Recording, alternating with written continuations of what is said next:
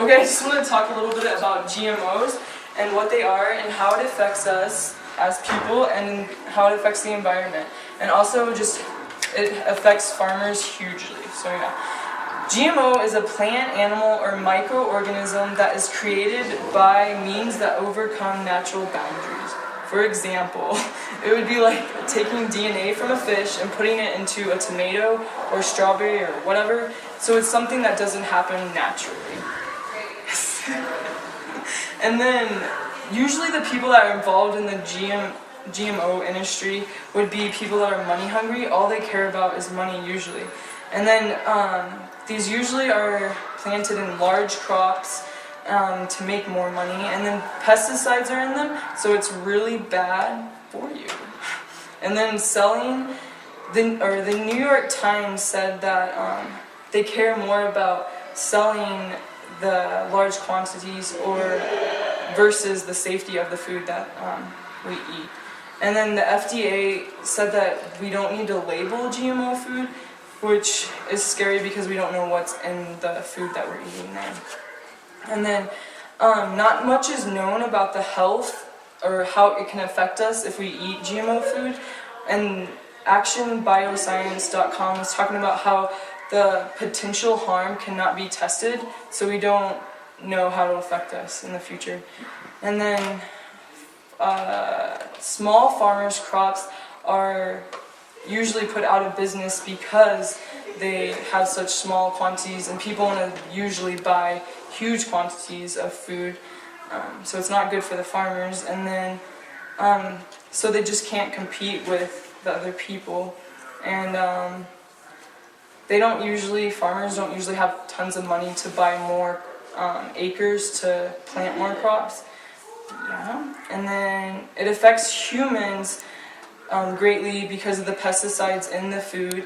So we're eating pesticides anytime we eat GMO food. And then the crazy thing is like allergies.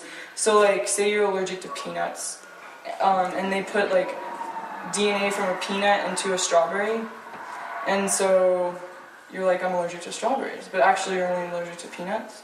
So it just creates new allergies. And then it affects the environment because it endangers bugs and animals. And then I read this thing on London's Time article, and they're in Scotland, they have ladybugs, but they're starting to go extinct because they don't mate anymore since the GMO food was planted in that area. And then usually if you, like the seeds have GMO in them, so like throw them out, you know, for your crops to grow, and then they start to grow, but the seeds scatter like, you know, out into the wild, and it chokes out wild plants.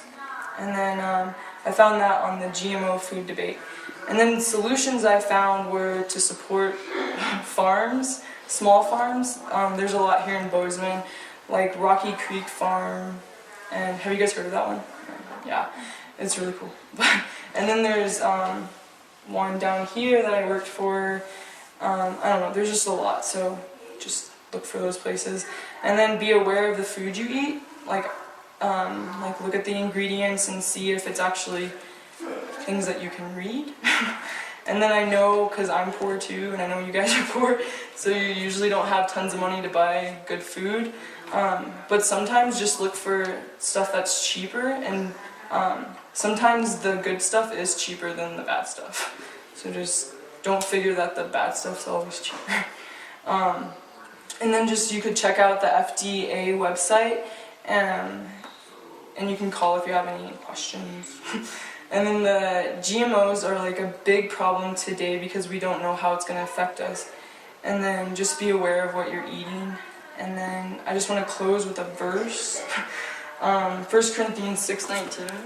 You guys probably know it because you guys go to Bible college. But it says, "Do you not know that your body is the temple of the Holy Spirit within you, whom you have from God? You are not your own, for you are bought at a price, so glorify God with your body."